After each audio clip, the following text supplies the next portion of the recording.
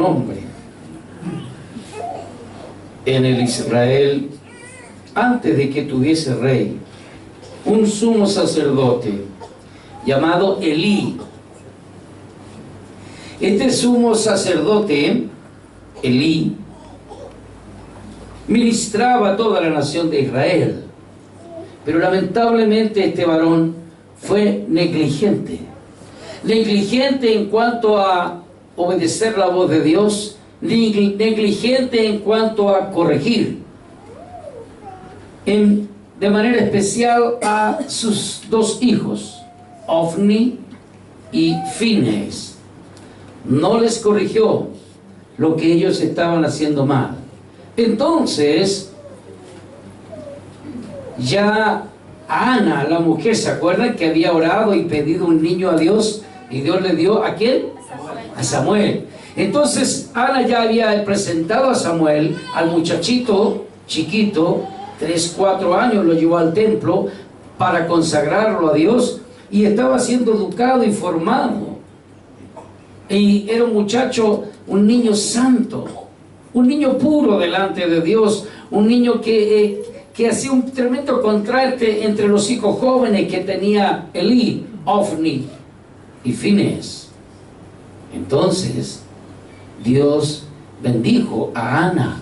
Fíjate que Dios hace las cosas mucho más abundantemente de lo que pedimos o entendemos. ¿Y qué sucedió? Que a Ana, al ofrecer este niño al Señor, a Dios Padre, Dios la bendijo. Amén. Y Ana era estéril, no podía tener hijos, pero Dios la bendijo, abrió su matriz. Y esta Ana tuvo 3 hijos y 2 hijas, aparte del niño Samuel. Es decir, Dios la bendijo con 6 hijos. Mira qué cosa más linda. Y entonces este muchachito crecía, y finalmente ya a una edad, probablemente de acuerdo a lo que uno puede inferir de la palabra, este muchachito ya era un jovencito, un adolescente, y Dios lo llama. Dios llama a Samuel para que sea sacerdote, para que ministre al Señor delante de todo el pueblo de Israel. Y fíjate que siendo este niño, este muchachito, jovencito, un adolescente, Dios habla con él y le da un mensaje terrible, tremendo, que cuando usted escuche, cuando usted lea esto, usted va a temblar. Y entonces, ¿qué acontece? Le refiere todas las palabras, todo el relato a Elí, el sumo sacerdote, y Elí dice, bueno, Dios es Dios, Él verá lo que Él hace,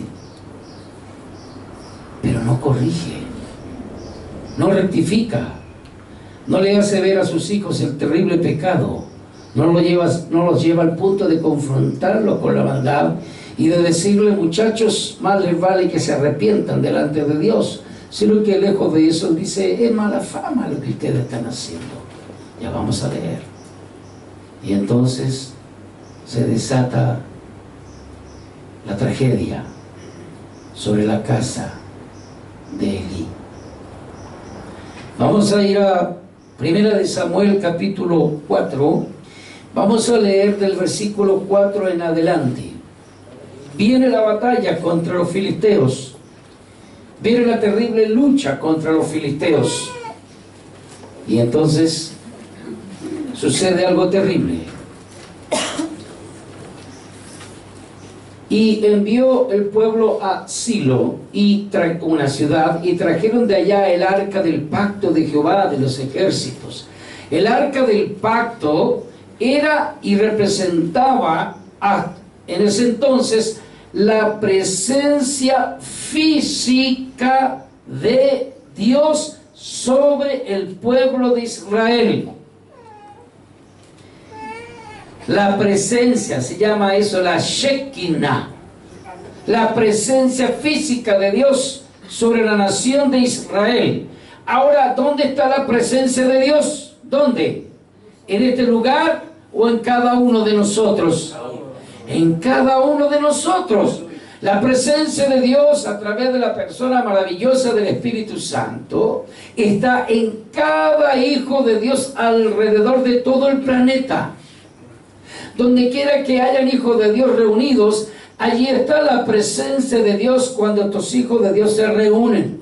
Por eso es que para usted, por eso es que para mis hermanos haitianos, mis hermanos colombianos, mis hermanos venezolanos, mis hermanos ecuatorianos, mis hermanos peruanos, les está en común sentir la misma presencia de Dios que nosotros sentimos, los chilenos. ¿Me entiende? Y es común, y nos unimos en un mismo espíritu, siendo de nacionalidades distintas, porque es la presencia de Dios la que nos une a cada uno de nosotros.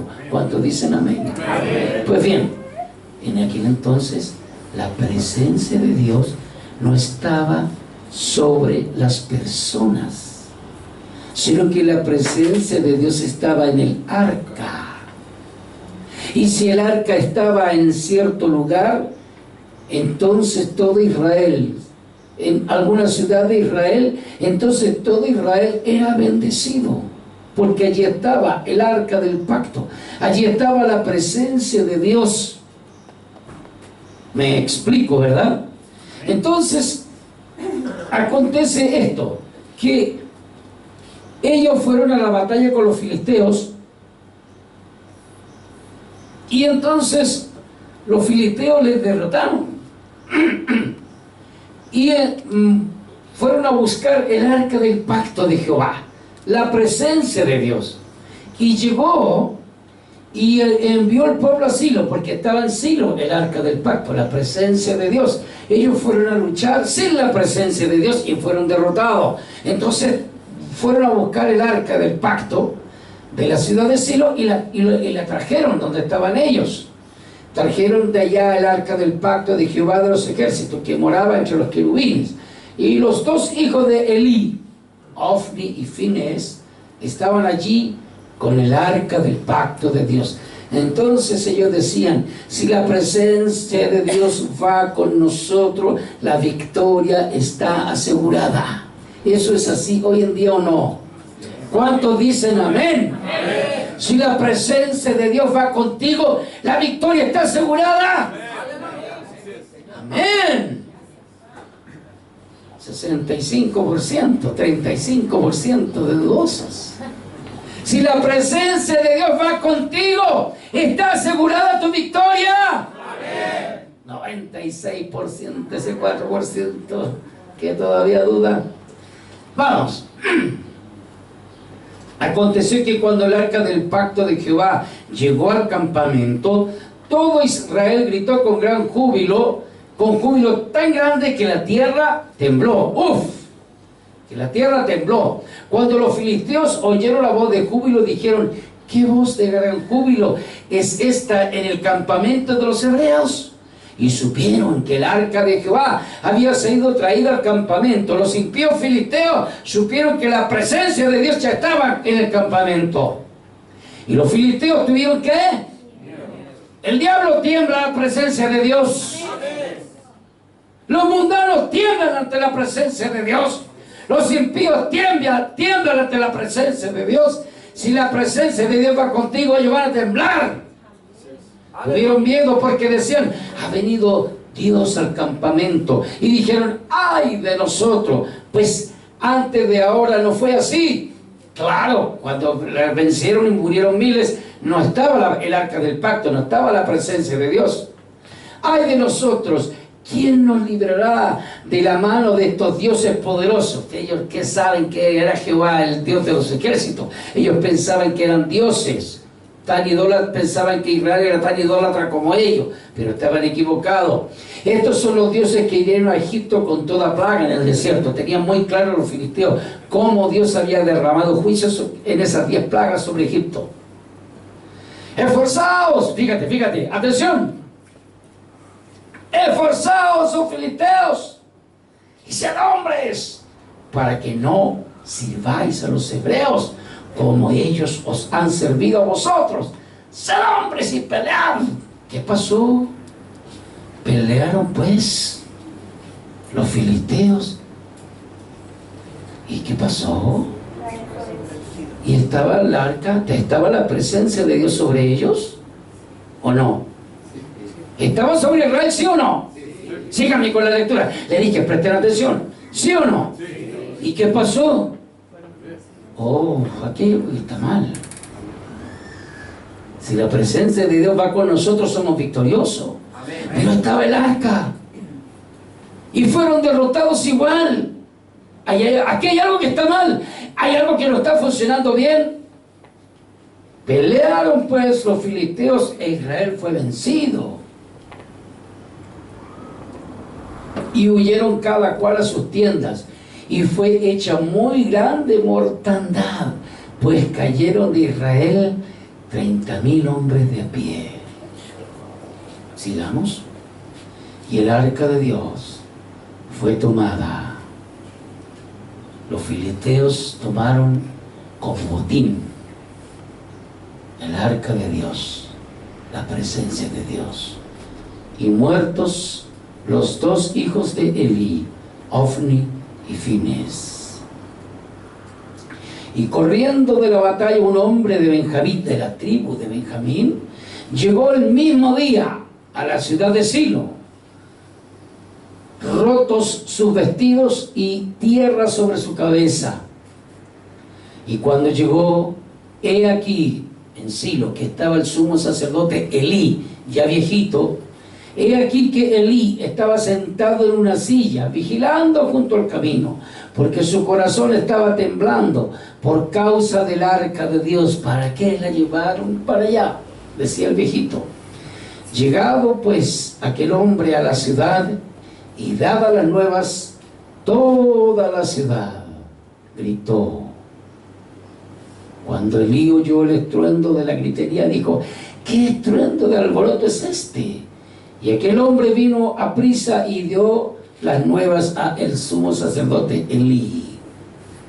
Era ya Elí de edad de 98 años, muy ancianito, y sus ojos se habían oscurecido, de modo que no podía ver, estaba ceguito.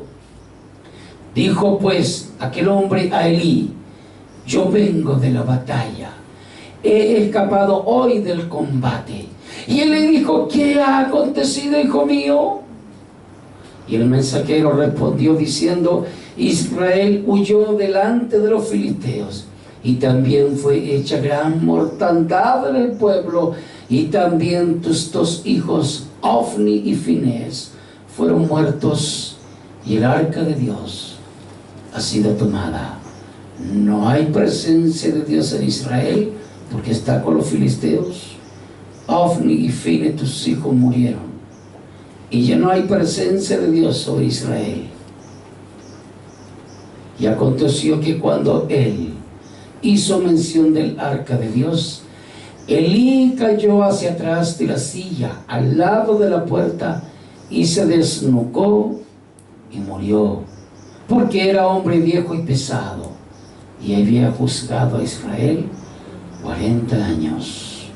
Y su nuera, la mujer de Finés, que estaba encinta, embarazada, cercana al alumbramiento, oyendo el rumor que el arca de Dios había sido tomada, no hay presencia de Dios en Israel, y muerto su suegro y su marido, se inclinó y dio a luz, porque le sobrevinieron sus dolores de repente. Y al tiempo que moría, le decían las que estaban junto a ella: no tengas temor, porque has dado a luz un hijo. Mas ella no respondió, ni se dio por entendida. Y llamó al niño Icabod, significa sin gloria, diciendo: traspasada es la gloria de Israel. No hay presencia de Dios más en Israel, no está el arca de Dios en Israel, por haber sido tomada el arca de Dios y por la muerte de su suegro y de su marido. Dijo pues: traspasada la gloria de Israel, porque ha sido tomada el arca de Dios. Es un relato triste, muy fuerte. Ese pobre niño Icabod, en un día, Se quedó sin conocer nunca a su abuelo, sin conocer nunca a papá, sin conocer nunca a mamá. Ese niño nació huérfano. Nunca ese niño pudo sentir el abrazo de una madre, el beso, la caricia de un padre. Nunca ese niño pudo ser regaloneado por su abuelo, porque los tres murieron en un solo día. La pregunta entonces que fluye de esta lectura es: ¿por qué murió? ¿Por qué aconteció tal situación tan fuerte, tan triste en esta familia? Porque aconteció que la presencia de Dios no estaba sobre Israel, sobre todo ese pueblo.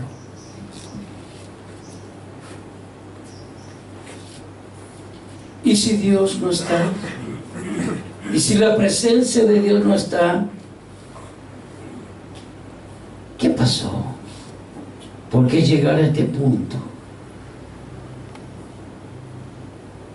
Vamos a reflexionar entonces por qué se llegó a este punto tan fuerte, tan impactante, tan triste, de tanto dolor. Elí era el sumo sacerdote de Israel. Antes que fuese elegido el primer rey, Saúl, del cual les hablé el domingo pasado, antes de eso, Israel era una nación teocrática. ¿Qué significa? Una nación teocrática significa que era Dios el que dirigía los destinos de Israel, y él levantaba al sumo sacerdote para que el sumo sacerdote les mostrase la ley, el camino por el cual ellos se debían regir, con todos sus preceptos, sus estatutos, sus ordenanzas, etc. Y entonces Dios había escogido a esta tribu, a la tribu de los levitas y a la tribu de Aarón, para que los levitas eran los encargados de todos los oficios del culto, de las alabanzas, de la adoración, y los descendientes de Aarón eran los encargados de ministrar la enseñanza, la palabra. Entonces Elí era uno de esos descendientes de una de estas dos tribus, de una de estas dos personas, y consecuentemente de la tribu de Leví. Entonces, ¿qué pasó? Él falló. ¿Por qué? Porque él tenía que haber instruido a sus hijos y sus hijos a los hijos de sus hijos para que oficiasen correctamente, para que oficiasen conforme a la ley y a los preceptos que estaban escritos en la palabra, para que enseñase al pueblo. Una nación teocrática, Dios gobierna. Y ellos dijeron: no, queremos un rey. Pero antes de eso, Elí era el encargado. ¿Qué sucedió? Sucedió que Elí no enseñó a sus hijos lo que tenía que haberles enseñado. Fíjate tú. Y los hijos incurrieron de una manera absolutamente censurable, de una manera horrible. Ellos dijeron: somos los hijos del sumo sacerdote, Ofni y Fines. Y entonces se ensoberbecieron, se llenaron de orgullo, de arrogancia. En vez de tener un corazón humilde de servir, se servían del pueblo y hacían de manera malvada, perversa, muchas cosas. Ahí en el capítulo 2, vamos a leer algunos versículos de este capítulo 2. Los versículos 22 al 24. Mira tú la conducta de estos muchachos, de estos hombres jóvenes. Antes de esto, estos muchachos hacían cosas horribles. Se presentaban ofrendas a Dios y ellos tomaban de esas ofrendas que se presentaban, tomaban de lo mejor para ellos. Y entonces iban acumulando una fortuna personal. se iban enriqueciendo a costa de ser hijos del sumo sacerdote, y ellos se creían superiores a los demás y se creían con el derecho de abusar de los demás. Pero Elí era muy viejo y oía todo lo que sus hijos hacían con todo Israel y cómo dormían con las mujeres que velaban a la puerta del tabernáculo de reunión. Fíjate tú. Y les dijo, atención, ¿por qué hacéis cosas semejantes? Porque yo oigo de todo este pueblo vuestros malos procederes. No, hijos míos, porque no es buena fama lo que yo oigo, pues hacéis pecar al pueblo de Jehová. Si pecare el hombre contra el hombre, los jueces le juzgarán. Mas si alguno pecare contra Jehová, ¿quién rogará por él? Pero ellos no oyeron la voz de su padre. ¿Qué no oyeron? La voz de su padre. El papá no le correspondía decir cosas, le correspondía reprender y cortar cabeza, aunque parezca duro. Sacarlo de ese lugar de privilegio, extraerlo de ese lugar hasta que vieran ellos un genuino arrepentimiento, volverse a Dios verdaderamente y restituir la maldad que habían hecho. No era solo decirle palabras. No oyeron la voz de sus padres porque Jehová había resuelto hacerlo morir. Cuando la maldad, cuando el pecado, cuando la soberbia, cuando el orgullo, la arrogancia, cuando toda esa conducta de soberbia, de desobediencia, de arrogancia en contra de Dios, llega un punto en que Dios dice, no va más. Existe un basta de Dios que no nos gusta escuchar. ¿Por qué? Porque nos hemos acostumbrado tanto a escuchar que Dios es un Dios de misericordia, que ciertamente lo es. En los libros de los Salmos dice que su misericordia es por siempre. Dios es un Dios misericordioso. Aleluya. Oh, pero nadie se engañe con eso, porque Dios, como es amor, también Dios es fuego consumidor. Dios tiene un basta para el pecado. Amén. Un basta. Hasta aquí nada más. No acepto más. Y Dios emite juicio. No abuse de la dispensación de la gracia con Dios. No abuse, no exponga a Dios a que llegue a su límite con su desobediencia, con su terquedad. No haga eso, porque Dios tiene un basta para cada uno de nosotros. Hay un tiempo, hay un límite en que Dios dice no más, no más. Y con Ofni y Fines, Dios dijo no más. He resuelto hacerlos morir. ¿Por qué? ¿Qué malo es Dios? No, porque el corazón de esos dos hombres jóvenes estaba tan corrompido, estaba tan corrupto, estaba tan entregado al pecado, a la maldad, a la impiedad, aunque eran hijos del sumo sacerdote. Hoy en día podríamos decir los hijos del pastor. Pero por esa maldad Dios dijo no más. Por eso cada uno de nosotros, hijitos míos, si hoy oyereis la voz del Señor, no le desobedezcáis. No desobedecer, porque el Señor al que ama castiga y disciplina a todo, azota a todo aquel que recibe por hijo. No menosprecie la disciplina del Señor.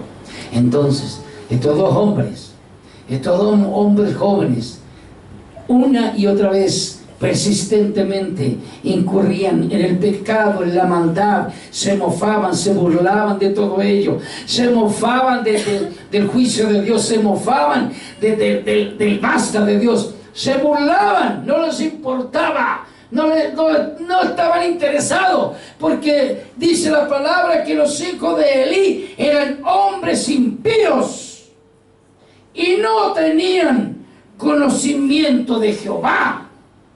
¿Por qué esos hombres no tenían conocimiento de Jehová si eran los hijos del sumo sacerdote? Dígame usted, ¿por qué no lo tenían? ¿Tiene respuesta para eso? ¿Cuántos me dicen amén? Pocos.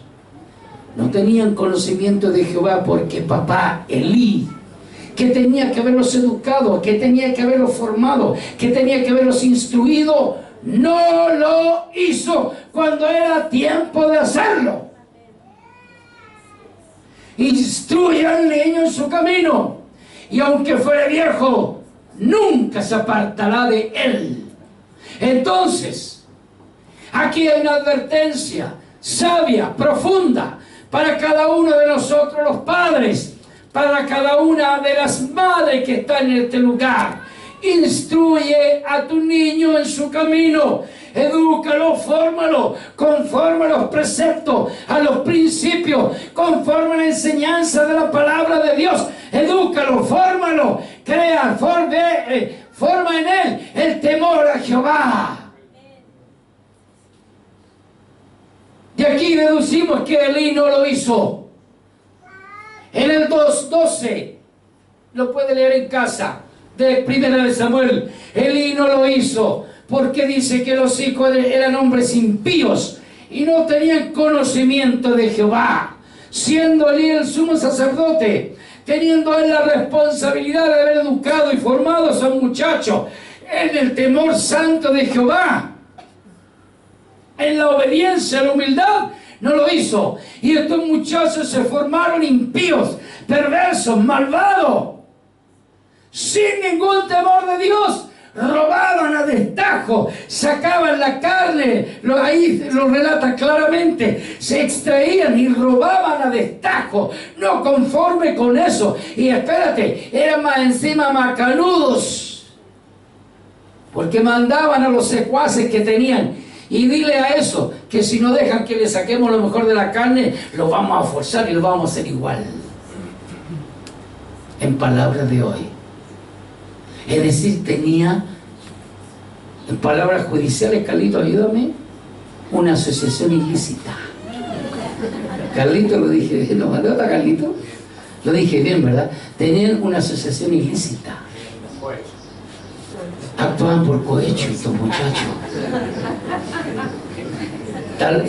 Iban por un porcentaje. Y estos muchachos no eran cualquier muchacho, eran hombres, hijos del sumo sacerdote, los hijos del pastor, en lenguaje de hoy. Tenían una banda, eran malvados, perversos y más encima fornicarios.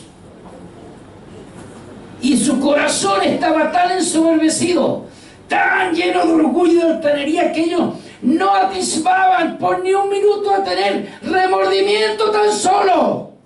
Por eso Dios resolvió hacerlos morir. Por eso. Y entonces, si el hombre peca contra el hombre, los jueces le juzgarán. Mas si alguno pecare contra Jehová, ¿quién rogará por él? Pero ellos no oyeron la voz de su padre, porque Jehová había resuelto hacerlos morir. Y entonces viene el juicio de Dios. Ahí está, 2:31 al 33. Dios le manda a un profeta, a Elí. A un profeta Dios le manda a decir lo que le tiene que decir. Y el profeta le dice así: he aquí, al viejo Elí, vienen días en que cortaré tu brazo y el brazo de la casa de tu padre, de modo que no haya anciano en tu casa. Verás tu casa humillada, mientras Dios colma de bienes a Israel. Y en ningún tiempo habrá anciano en tu casa. Es decir, ya no habrá nadie más después de ti, Elí, que pueda en tu casa ministrar al Señor. No hay más sumo sacerdocio. Se acabó. Basta. El varón de los tuyos que yo no corte de mi altar será para consumir tus ojos y llenar tu alma de dolor. Y todos los nacidos en tu casa morirán en edad viril. Oh Dios, qué terrible. Yo tiemblo ante estas palabras. Señor, bendito sea. Tiemblo ante estas palabras. No sé si usted tiembla, pero yo tiemblo.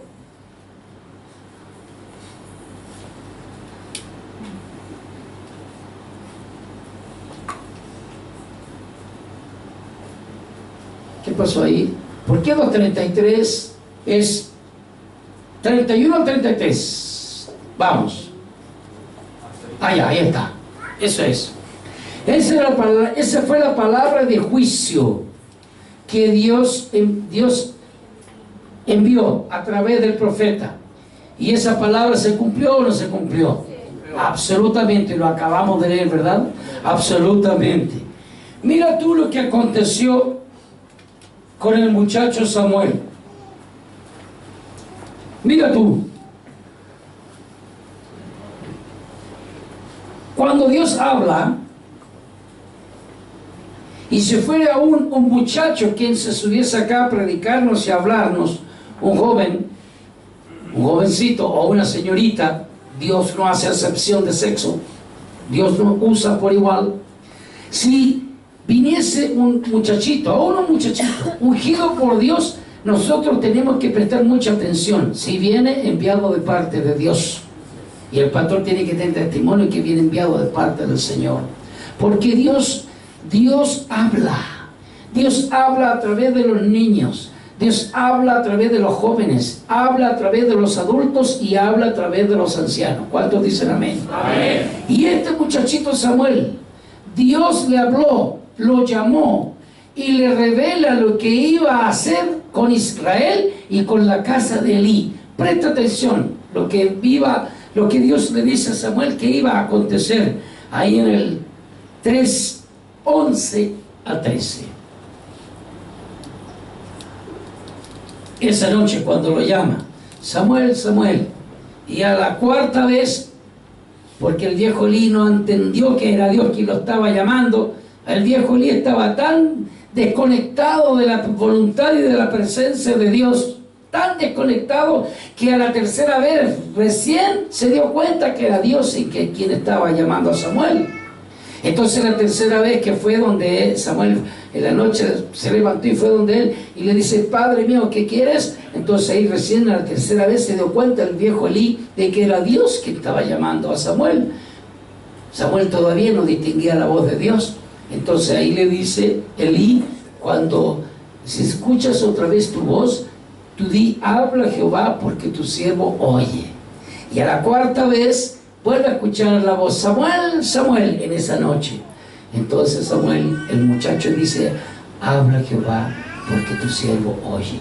Y Dios le dice: te he escogido para cosas tremendas y terribles. Y Jehová dijo a Samuel, al muchachito, al jovencito: he aquí, yo haré una cosa en Israel que a quien la oyere le retiñirán ambos oídos. Ay. Aquel día yo cumpliré contra Elí todas las cosas que he dicho sobre su casa, desde el principio hasta el fin. Y le mostraré que yo juzgaré su casa para siempre por la iniquidad que él sabe. ¿Sabe? Por la iniquidad que él sabe, porque sus hijos han blasfemado a Dios y él no los ha estorbado. ¿Qué hicieron los hijos? Hijos blasfemos. Santo Dios. Santo Dios. ¿Vale o no vale instruir al niño en su camino? ¿Vale o no vale? ¿Es palabra de Dios o es palabra de hombre? Instruye al niño en su camino, y aunque fuere viejo, nunca se apartará de él. Padres, eduque a sus hijos conforme a los principios de la palabra de Dios. Padre, sus hijos tienen que tener un corazón, una mentalidad y un espíritu conforme a la palabra, y no según el modelo de la televisión. Eduque, instruya, lea con sus niños la Biblia, lea la palabra de Dios con sus hijos. No es lo que la televisión dicta, no son esos los modelos, los moldes, no son esos los principios rectores de la conducta, no es lo que los políticos dicen, no es lo que los faranduleros señalan, no es lo que el horóscopo del infierno indica, es lo que la palabra de Dios enseña y dice: esto es lo que vale. ¡Aleluya! El viejo Lino lo hizo.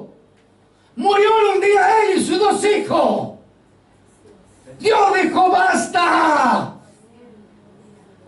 ¿Quién te crees tú? Que siendo buenito, que haciendo algunas cositas así o un poquito de cositas malas, quiere decir que estás bien delante de Dios. ¿Quién te dijo? Ni muy adentro para que te queme, ni muy afuera para que te hiele. Ahí, tibiecito, tibiecito. Y el Señor dice, Jesús, a los tibios los vomitaré de mi boca. Quiero que sea frío o caliente. Es tiempo de tomar decisiones firmes y serias con Dios. Es tiempo de decir: Señor, tú y tu palabra y tú van conmigo. No importa el costo, no importa que sea avergonzado, no importa que me tachen a la antigua, no me importa, Señor, pero yo me moveré de acuerdo a los principios de tu palabra. Le enseñaré a mis hijos tu palabra, la Biblia. Señor, quiero ser Biblia viviente. No letra que cita y cita y cita. Biblia viviente. ¿Cuántos padres y madres dicen amén? Amén. Ayúdame, Señor, dígale en esta mañana. Ayúdame, Señor, a ser un hombre y una mujer. Biblia viviente, consecuente con tu palabra, consecuente con tu palabra. Que cuando me equivoque, que cuando hierre, que cuando peque, tenga, Señor, inmediatamente que volverme a ti, doblar mis rodillas y decirte: perdóname, Señor. Y decirle a tus hijos: perdónenme, hijos. Eso es lo correcto delante de Dios. No se trata que el impecable le enseñe a los pecadores. Eso es pura arrogancia carnal. Se trata de que tus hijos te vean como lo que eres, pero no me vengan tampoco a decir: soy humano, y yo siempre he sido igual. Respéteme porque soy tan humano como ustedes, todos pecamos. Y eso es un aval para que siga siendo un pecador, un carnal, un mentiroso, un avaro, un egoísta, etc. ¡No! Por la iniquidad que él sabe. Elí sabía de la maldad de sus hijos, de la perversidad. Lo sabía. Porque sus hijos han blasfemado a Dios. Dios mío. Oh, Señor, líbranos de que nuestros hijos te blasfemen, Señor. Líbranos, Señor. ¿Cuántos padres y madres dicen aquí? Líbrame, Señor, de que mis hijos te blasfemen. Líbrame a mis hijos de toda blasfemia. Líbralos, Padre Santo. Líbralos, Señor. Los encargados de que los hijos no blasfemen a Dios son los padres. No es el tío, no es la tía, no es la abuela. No son los profesores de la escuela dominical. Todos ellos aportan y bueno. Los principales son papá y mamá. Y este viejo Elí, siendo sumo sacerdote y todo, no corrigió a sus hijos cuando tenía que corregirlos. Y esos muchachos crecieron, llegaron a ser hombres jóvenes blasfemos de Dios. Y él no los ha estorbado. Esa es la cuestión, hermanos. Ese es el mensaje para el día de hoy. llevarnos a un punto de reflexión. Una consecuencia terrible y nefasta de la familia de Elí fue que ese pobre Icabod, inocente muchachito, nació huérfano, sin abuelo. Nunca Icabod pudo sentir el pecho de su madre, las caricias de papá, los besos de mamá. Nunca Icabod pudo sentir los besos y caricias de un abuelo. Nunca. Nació huérfano. Consecuencias del pecado. Y además, Icabod nació sin la presencia de Dios, porque los filisteos se llevaron el arca a una de sus ciudades. ¿Y si la presencia de Dios no está? ¿Esa pregunta es válida hoy? Amén. ¿Y si la presencia de Dios no está en mi casa? ¿Y si la presencia de Dios no está en mi corazón? ¿Qué hay en mi corazón? ¿Está la conducta de Ofni y de Finés? ¿En mi corazón está la conducta del viejo Elí? Bueno, ya mis hijos ya sabrán lo que hacen. Tan grandes ya. No, si este muchachito del próximo mes cumple 18, que haga lo que quiera. Eso es lo que enseña la palabra de Dios. Ay, pastor, acuérdese que aquí los jóvenes son, a los 18 años son mayores de edad. No se meta con ellos después de los 18. ¿Quién te dijo que eso es así? ¿Quién te dijo que eso es la verdad? Yo a mis niños les enseño independencia. Ellos verán cómo se cortan el cabello, qué tipo de ropa usan. Mira, esa conducta impía según el mundo y no según Dios, está llevando a corromper la moral de los niños hoy en día. Él sabe coger su sexo. ¿Quién te dijo que eso es así? ¿Quién te lo enseñó? Ah, entonces usted de la forma tradicional. ¿Quién te dijo que es tradicional? Aquí hay una sola cosa, iglesia amada del Señor. ¿Vives conforme a la palabra de Dios o vives en rebelión y desobediencia a ella? No hay más, porque yo, Jehová, no cambio. Él es el mismo de ayer, hoy y por los siglos. Él no cambia. La cultura cambia, las formas cambian, las maneras cambian, pero Dios no cambia. Lo que era malo en los tiempos de Elí, Fitness y Ofni también es malo hoy. Lo que era verdad en los tiempos de ellos también es verdad hoy. Por eso, iglesia amada del Señor, la iglesia no debe moverse en emociones baratas. Ay, todos llorando porque la presencia de Dios se siente. Y listo. Terminó el culto y todos a la casa. Y cada cual sigue en su mismo pecado, en su misma maldad, viendo lo que no tiene que ver, escuchando lo que no tiene que escuchar, teniendo las amistades que no tiene que tener. Y sigue todo igual. Llega el domingo, nuevamente el culto, unas 3 o 4 yardas. ¡Qué lindo la presencia de Dios! Nos vamos a la casa y seguimos en lo mismo. Oh, hermanos, eso no está mal, eso está re mal. La santidad es el sello de los hijos de Dios. No es el sello solo de los hijos del pastor, es el sello de cada hijo de Dios. Vivir en santidad, vivir en pureza. Nosotros tenemos que correr hacia la santidad. Por algo Jesús nos enseñó: puerta ancha, camino espacioso que lleva a la perdición, puerta angosta, camino estrecho que lleva a la vida eterna. ¿Quieres ir a la vida eterna? Entonces transita por el camino. El camino se llama santidad. Santidad, santidad.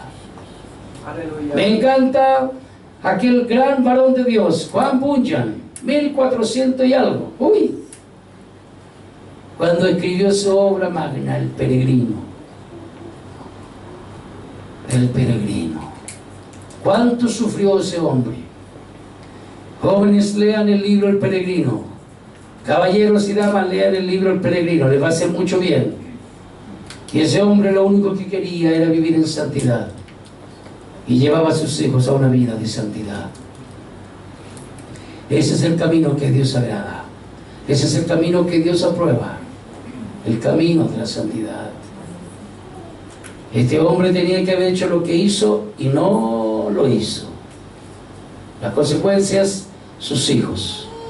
Finalmente, el más triste de uno de los versículos más tristes de la palabra de Dios, el pequeño Icabod. Murió su padre, murió su madre, murió su abuelo en el mismo día. Y la presencia de Dios no estuvo donde él nació a contar de ese día. Oh, amados hermanos, este es un tiempo de reflexión. Este es un tiempo para comprometernos con Dios. No acepto ni muy frío ni muy caliente. Yo no acepto eso. Yo prefiero que todos seamos calientes, ardientes en el Espíritu. No quiero ningún frío en este lugar. Y si usted está frío, tiene que venir ahora acá y calentarse en el Espíritu. Arder en la llama del Espíritu.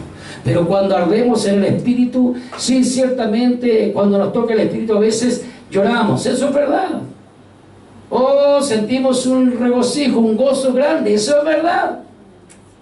Y eso no está mal, eso está bien. ¿Quién puede resistirse a la presencia de Dios? ¿Quién? Eso no está mal. Pero hermano, usted ría o no ría, tiemble o no tiemble, usted tiene que cambiar. Usted tiene que mostrar su vida de santidad delante de la presencia de Dios. Cuando usted sale de este lugar, usted tiene que tener plena conciencia. Dios me ve. Dios me ve. Cuando está frente a ese computador, Dios me ve. Cuando está frente a ese televisor, Dios me ve. Cuando está frente a esa lectura, que esa lectura probablemente te va a dañar tu espíritu, Dios me ve. Señor, donde quiera que yo esté, donde quiera que yo vaya, quiero que tu presencia vaya conmigo. Porque yo te quiero agradar en todo y te voy a agradar en todo. Amén. Oh, gloria al Señor.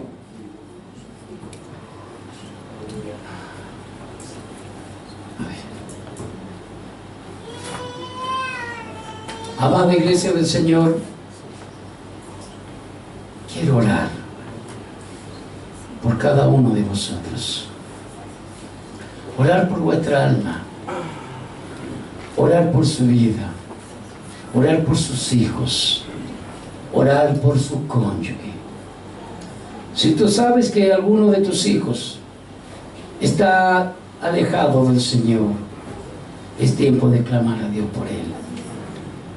Si tú sabes que tu cónyuge está enemistada de Dios, enemistada del Señor, es tiempo de orar por él.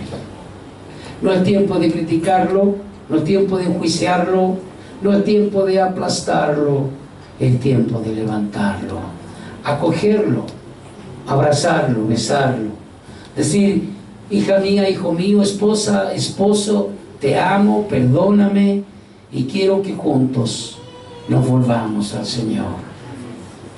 Hijo mío, hija mía, quiero que juntos nos volvamos a Cristo. Vamos a transitar por la senda angosta, porque ese es el camino que nos lleva a la eternidad. ¿Sí? Y no importa lo que diga, quién lo diga, por televisión, por internet, por periódicos, por prensa, por la prensa escrita, no importa quién diga, quién lo diga, quién sea el individuo, si aquello que está diciendo contradice la santa palabra, ese tal es un mentiroso. Es un mentiroso. Se han dicho cosas muy terribles en este país, tanto de gobierno como de oposición. Se han dicho cosas muy terribles, muy trágicas. Lo único que importa es el amor. Si dos personas se aman, lo único que importa es el amor. ¿Es lo que Dios dice? No es lo que Dios dice. Por tanto dejará el hombre a su padre y a su madre y se unirá a su mujer y ambos serán una sola carne. Esa es la voz que vale. Amén. Amén. Y eso no es una opinión de Dios. Eso es un principio inalienable de la palabra que perdurará por siempre. Amén. Tantas cosas, hermanos, tantas cosas tan tremendas. Endeúdate todo lo que más puedas. Tienes que endeudarte lo que más puedas. Y en los proverbios Dios nos enseña: no debáis a nadie nada. ¿Se da cuenta? Mira, si este te dice A y te córtalo de tu vida. Si esa amistad no te conviene, córtala, elimínala, porque si no te ayuda a crecer, si no te ayuda a trepar, es que no te conviene. Es nuestro enemigo nomás. ¿Qué dice la palabra? Amad a vuestros enemigos. ¿Se da cuenta? Entonces, amados míos, tú tienes un gran reto hoy. Y el reto que el Señor te deja es: empieza a escudriñar mi palabra y comienza a vivir de acuerdo a ella. Apaga por favor ese televisor que solo te está malformando, te está guiando por un camino absolutamente errado y contrario a la palabra. Y enciende la palabra de Dios y comienza a leer de esa sabiduría divina, porque esta sabiduría divina te llevará a la vida eterna. Y yo sé que cada uno de nosotros ama la vida eterna. Por eso estamos acá. Póngase de pie, por favor.